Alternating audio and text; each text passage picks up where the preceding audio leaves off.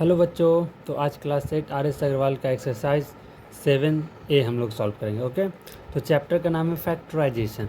तो सबसे पहला क्वेश्चन आता है 12x + 15। इसे हम लोग कैसे फैक्टराइज करेंगे? सबसे पहले ये जानेंगे फैक्टराइजेशन मतलब होता क्या है। तो फैक्टर मतलब होता है वैसा नंबर जो इसको डिवाइड करे।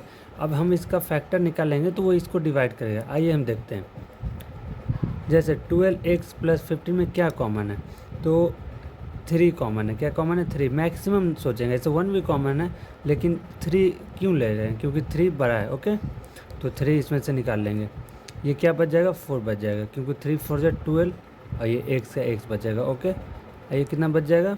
3 5 जा 15। ये हो गया इसका फैक्टराइजेशन। अब ये देखिए, ये 3 इसको डिवाइड कर सकता है, ये 4x + 5 इसको डिवाइड कर सकता है। यही फैक्टराइजेशन है। ओके, आइए सेकंड क्वेश्चन हम लोग सॉल्व करते हैं। सेकंड क्वेश्चन क्या है? 14m - 21। इसमें से आपका कॉमन क्या आ सकता है? 7 आ सकता है। तो 7 हम लोग बाहर निकालते हैं। ओके, तो इसमें से क्या बच जाएगा? 7 2 ज़ा 14m का m माइनस 7 3 ज़ा 21। ये हमारा आंसर हो गया। और ये जो नंबर आया है ये 7 इसको डिवाइड करेगा। ओके, 2m - 3 है, ये इसको डिवाइड करेगा। फैक्टराइजेशन यही होता है। अब आइए इसमें से कॉमन क्या देखते हैं। देखिए, इसमें 2n है, यहाँ 1n है, तो हमारा 1n तो बाहर आ सकता है ना, मैक्सिमम लेना है। अगर 2 ले लेंगे तो इसके पास 2 नहीं है। ओके, और नंबर में से क्या कॉमन आ रहा है बाहर? नंबर में से 3 कॉमन ले सकते हैं, तो 3 कॉमन लिए और n कॉमन लिए। तो इसमें क्या बच गया? 3 3 जा 9, 3 3 जा 9 और n का n रह जाएगा। आइए, माइनस है तो माइनस देंगे, 3 4 जा 12 और 1n बाहर आए तो 1n बच गया। तो ये हो गया हमारा फैक्टराइजेशन। ओके, तो आइए क्वेश्चन नंबर हम लोग सेकंड स्टार्ट करते हैं। ओके, कोई भी प्रॉब्लम अगर आपको होता है तो क्वेश्चन ज़रूर हमसे कमेंट सेक्शन में पूछेगा। ओके, आइए देखिए यहाँ पे क्या कॉमन ले सकते हैं। देखिए यहाँ पे 4 भी कॉमन ले सकते हैं और 8 भी कॉमन ले सकते हैं। तो हम आपको स्टार्टिंग में ही बताया था कि क्या कॉमन लेना है? मैक्सिमम लेना है। तो मैक्सिमम ले सकते हैं, तो क्या लेंगे? 8। और यहाँ देखिए a 2 है और यहाँ 1 है। जब कुछ पावर नहीं रहता तो उसका मतलब होता है 1। ओके, तो एक तो पावर हम लोग ले ही सकते हैं बाहर, तो ले लिए बाहर। ओके, अब यहाँ से क्या बच गया? 8 2 ज़ा 16 और 2 है a, तो एक a रह जाएगा। ओके, इसमें से 8 3 ज़ा 24 नंबर हो गया।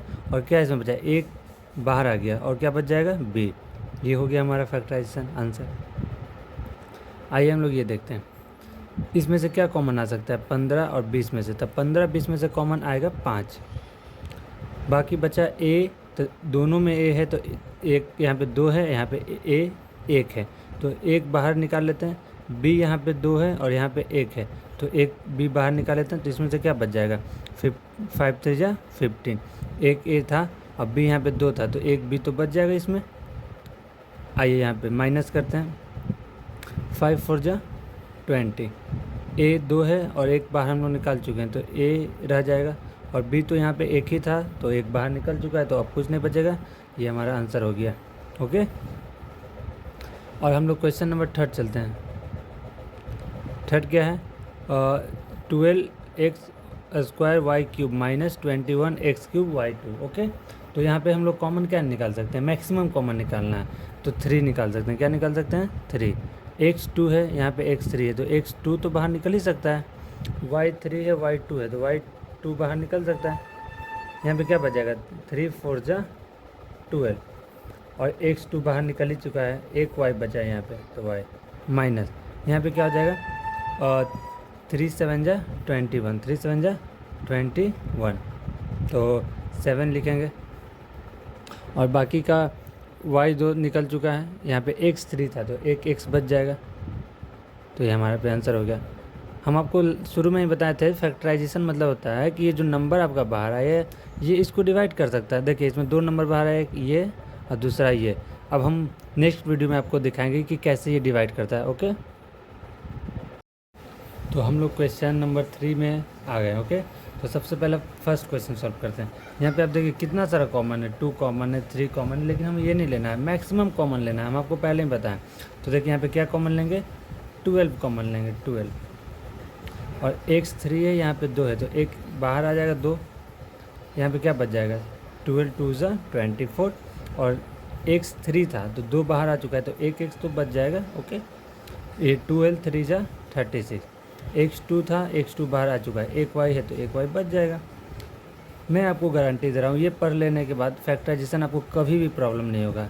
आप पूरा वीडियो देखिए, स्किप मत कीजिएगा। ओके, यहाँ पे आइए 10 और 15, इसमें से क्या कॉमन लेंगे 5, x3 x2 है तो x2 बाहर ले लेते हैं, यहाँ 5 2 जा 10, x3 था तो एक x रह जाएगा, यहाँ पे 5 3 जा 15, यहाँ पे x2 है तो x2 बाहर तो आ ही गया तो ये सिर्फ लिखाएगा। ओके, अब आ जाते हैं इसमें क्या कॉमन आ सकता है। देखिए 12 आराम से कॉमन आ जाएगा क्योंकि 12 के टेबल में 36 भी आता है और 60 भी आता है, तो 12 कॉमन ले लेते हैं। नंबर आ गया, आप देखिए वेरिएबल में हम लोग देखते हैं x3 है, यहाँ पे x2 है तो x2 बाहर आएगा, y3 है, यहाँ पे y1 है तो y बाहर आ जाएगा, और z सिर्फ इसमें नहीं है तो z कॉमन नहीं आएगा, तो 12 3 जा 36, x3 है और x2 बाहर आ चुका है तो एक x बच जाएगा, y1 है एक बाहर आ चुका है, आप यहाँ पे नहीं लिखेंगे। 12 5 जा 60 तो 5, x2 बाहर आ चुका है, y3 है यहाँ पे y1 है तो y2 बच जाएगा, और z का z, ये हमारा आंसर है।